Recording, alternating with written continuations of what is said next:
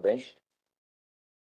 First, delineated the scope of the reference from the reference in the following terms.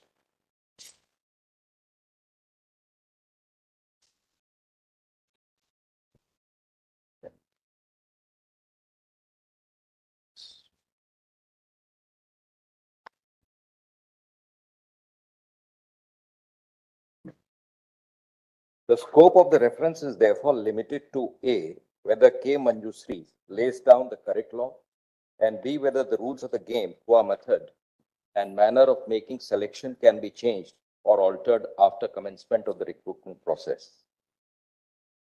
We discussed the above issues in following segments. One, when the recruitment process commences and comes to an end, the basis of the doctrine that rules of the game must not be changed during the course of the game or after the game is played.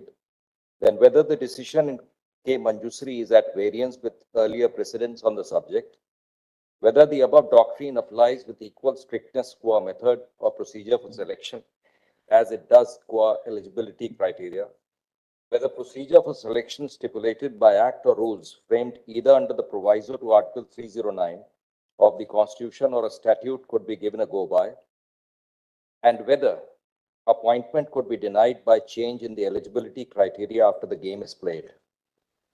As far as the basis of the doctrine is concerned, we relied on our earlier judgment in Sivanand CT.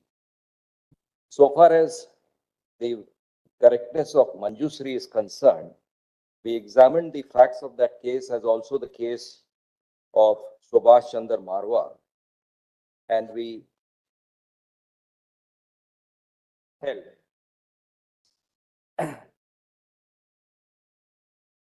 three.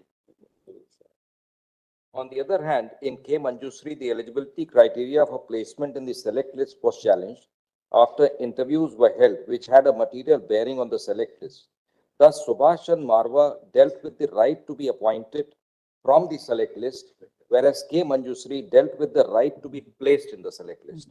The two cases, therefore, deal with altogether different issues. For the foregoing reasons, in our view, K. Manjusri could not have been doubted for having failed to consider K. Subhash Chandra Marwa. You draw it. Yeah, doctor. Yeah.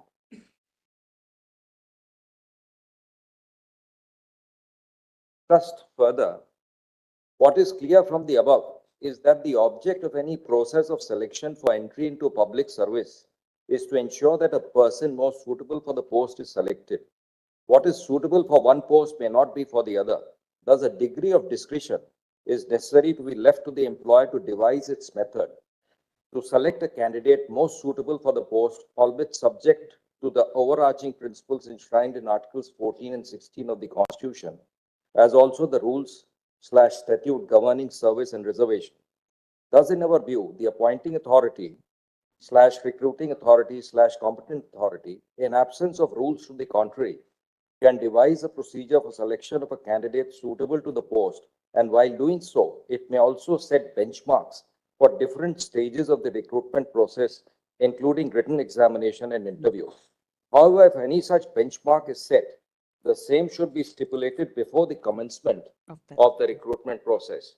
But if the extant rules or the advertisement inviting applications empower the competent authority to set benchmarks at different stages of the recruitment process, then such benchmarks may be set any time before that stage is reached, so that neither the candidate nor the evaluator/examiner/interviewer is taken by surprise.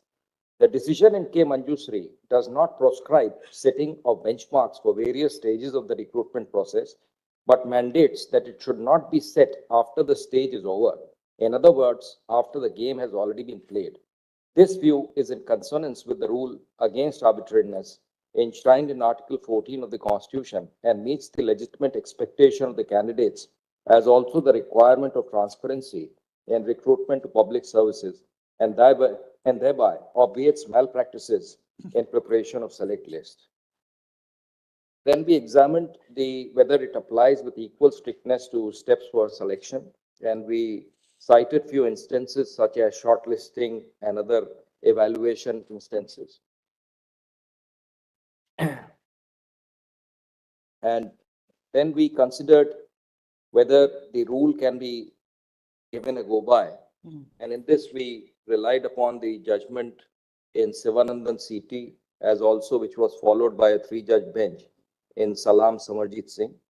And finally, we considered whether appointment may be denied even after placement in the select list, where we relied on Shankarasan Das. So the final conclusions are as follows. The recruitment process commences from the issuance of the advertisement calling for applications and ends with filling up of vacancies. Eligibility criteria for being placed in the select list notified at the commencement of the recruitment process cannot be changed midway through the recruitment process unless the extent rules so permit or the advertisement which is not contrary to the extent rules so permit.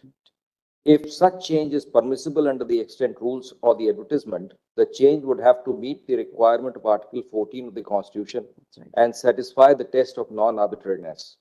The decision in K. Manjusri lays down good law and is not in conflict with the decision in Subhash Chand Marwa. Subhash Chand Marwa deals with the right to be appointed from the select list, whereas K. Manjusri deals with the right to be placed in the select list.